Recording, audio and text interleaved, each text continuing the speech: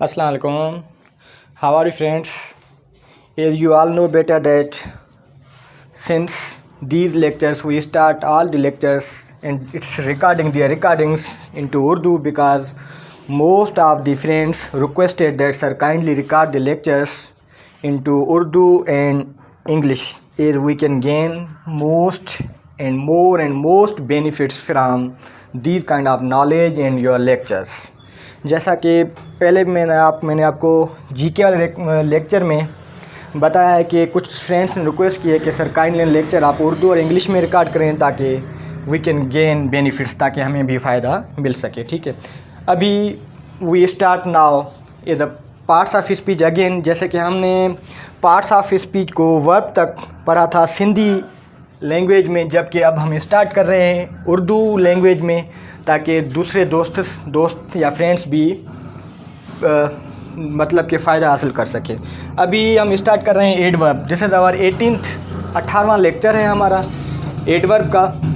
इसमें यह है कि we define that what is an adverb. As we already know that adjective we redefine adjective is a word that modifies noun और pronoun. Adjective यानी सिफत वो लफ्ज़ है जो कि नाउन या प्रोनाउन को रेफ़र करे, या a word that adds something to the meaning of a noun और प्रोनाउन। ऐसा लफ्ज़ जो कि नाउन और प्रोनाउन की मीनिंग में इजाफा करे तो हम उसको we call it as an adjective. अभी हम आ जाते हैं अपने एडवर्ब पे। Adverb is a word that tells something about verb, an adjective or an other adverb. Adverb वो लफ्ज़ है जो कि वर्ब के बारे में बताए, इन एडजेक्टिव के बारे में बताए, या किसी अदर एडवर्ब के बारे में हमें ज़्यादा मालूमात दे, ज़्यादा मालूमात फराहम करे। That's called an adverb. Means adverb या तो वर्ब के बारे में बताएगा हमें, या इन एडजेक्टिव के बारे में, या इन अदर एडवर्ब के बारे में हमें बताएगा। That's called an adverb. ठीक है, उसके अलावा यानी कि एडवर्ब किसको मॉडिफाई करता है, जैसे कि देखें ही रेन फास्ट। सपोज करें कोई सेंटेंस है ही रेन फास्ट। इस ही रेन फास्ट में fast is an adverb, ran is a verb. Here fast modifies the ran, यानी यहाँ पे इसी सेंटेंस में ये वर्ब को मॉडिफाई करता है।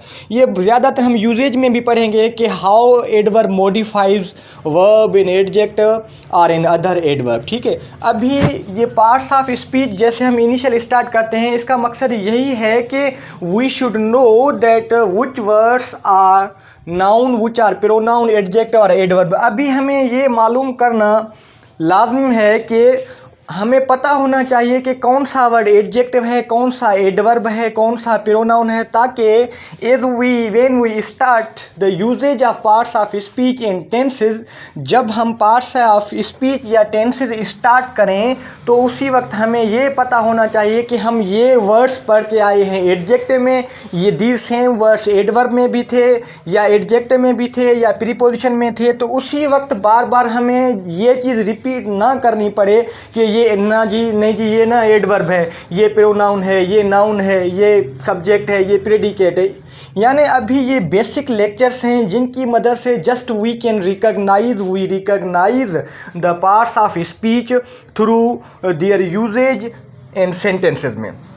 अभी हमें जस्ट पता होना चाहिए कि कौन सा वर्ड क्या है, एडवर्ब है। जैसे कि ये देखें ना, adverb of manner. Adverb of manner यानी ब्यूटीफुली, बोल्डली, ब्रेवली, सारे वर्ड्स लिखे हुए हैं। उसके अलावा adverb of time, always, already, annually, before. ठीक है, adverb of place, adverb of frequency.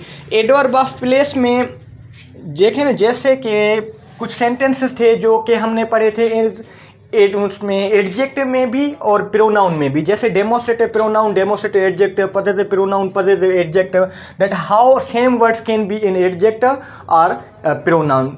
उसी तरह ही इन द सेम वे ये adverb conflicts with the preposition. वही सेम वर्ड्स प्रीपोजिशन में भी कुछ इस्तेमाल होते हैं और वही एडवर्ब में भी इस्तेमाल होते हैं। जैसे कि आई am in the class, I am in the class, here in is preposition.